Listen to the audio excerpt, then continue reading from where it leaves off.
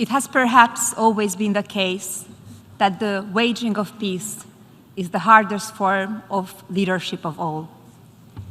I know of no single formula for success, but over the years, I have observed that some attributes of leadership are universal and are often about finding ways of encouraging people to combine their efforts, their talents, their insights, their enthusiasm, and their inspiration to work together.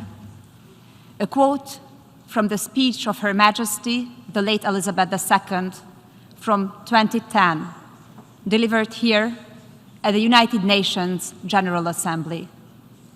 Today, on the International Day of Peace, I stand here to urge the world leaders to be faithful to the legacy of Elizabeth II so that we can live in peace.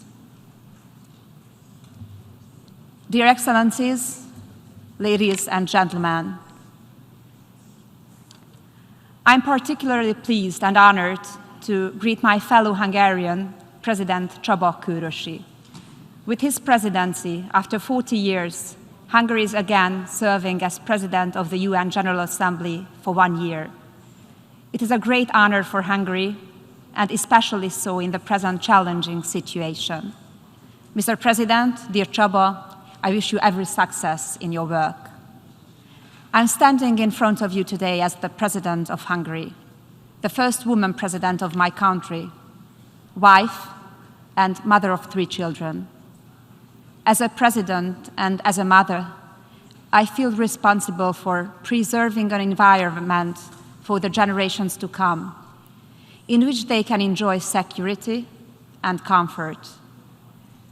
Today, on the International Day of Peace, I stand in front of the General Assembly to reaffirm our commitment to the UN Charter, Article number 1, to maintain international peace and security, and to that end, to take effective collective measures for the prevention and removal of threats to the peace, and for the suppression of acts of aggression or other breaches of the peace, and to bring about, by peaceful means and in conformity with the principles of justice and international law, adjustment or settlement of international disputes or situations which might lead to a breach of the peace.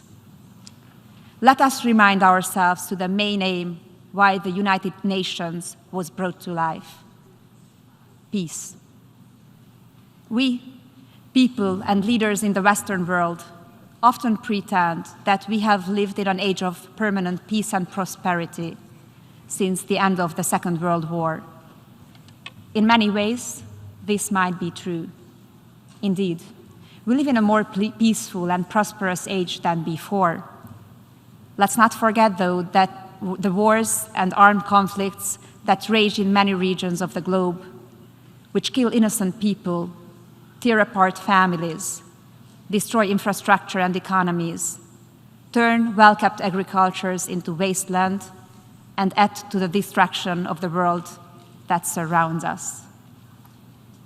According to the Council on Foreign Relations Global Conflict Tracker, there are currently 27 ongoing conflicts worldwide.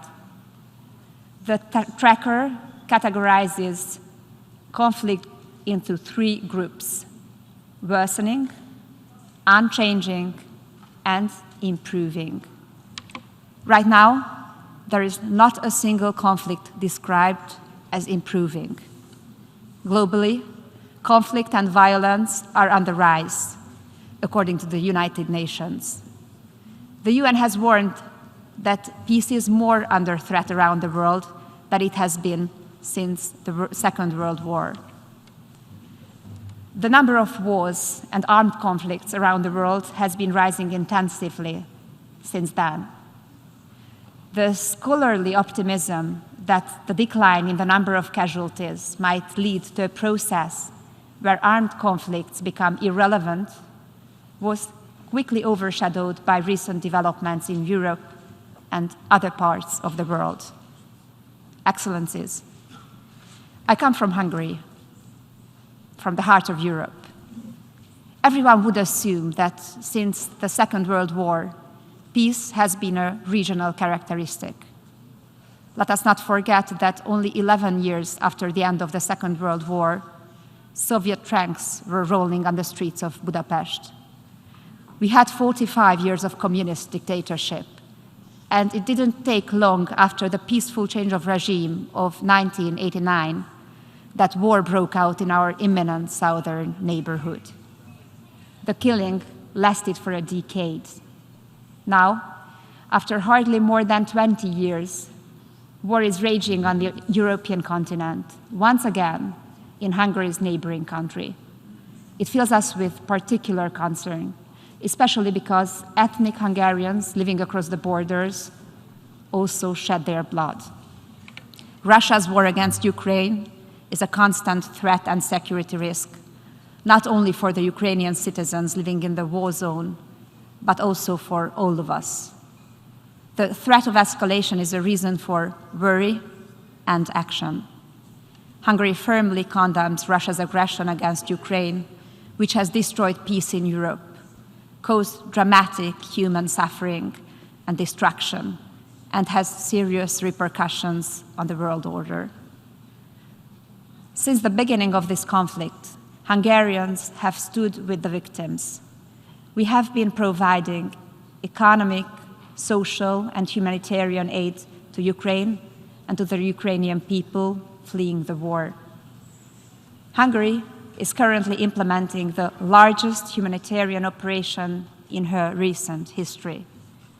The Hungarian people, churches, civil organizations, local authorities, and the government gave shelter to nearly 1 million refugees since the outbreak of the conflict. We have learned that war is evil and leads nowhere. A war only has victims, and the ones with the greatest losses are families, mothers and fathers who lose their children in the battlefield, wives who lose their husbands in the fighting, children who lose their brothers, sisters in the hell of war. It is in the strongest possible terms that we call for the investigation of war crimes committed against innocent civilians.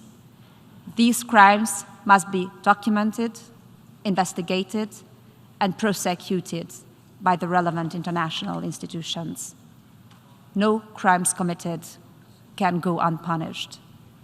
Excellencies, ladies and gentlemen, what do we want in the UN? To win the war? We should not stand for winning any war. We need to stand for restoring the peace. If there is a will, there is a way. Hungary is a member of several federal systems. Above all, the United Nations, NATO, the European Union, the Council of Europe, and I could go on. These organizations were created by their founding fathers to pursue peace as their fundamental goal. I could say that they were created by the desire for peace, and I'm convinced that the service of peace is the foundation of their identity. Let me recall again the words of late Queen Elizabeth II. I quote, "The aims and values which inspire the United Nations Charter endure to promote international peace, security, and justice, to relieve and remove the blight of hunger, poverty, and disease, and to protect the rights and liberties of every citizen." Hungary urges fellow member states to declare peace as the major priority in the present conflict between Russia and Ukraine. Excellencies, dear President, ladies and gentlemen, it is by no means self-evident that today, at the time of war, energy, and food crisis, the organizations set up to avoid war and preserve peace are focusing on ideological indoctrination. This is not what is needed today. Instead, we must regain our ability to distinguish between the essential and the irrelevant, the important and the unimportant, reality and fiction. Most of us came to the assembly from London. We attended Elizabeth II's funeral together and bowed at her coffin. We bade farewell to an exceptional monarch whose life was steeped in service to peace. We owe it to the people and to her memory to make our decisions in the same spirit. Let me conclude by quoting Winston Churchill from 1953. Those who can win a war well can rarely make a good peace. And those who could make a good peace would never have won a war. Let us make a good peace. Thank you for listening to me.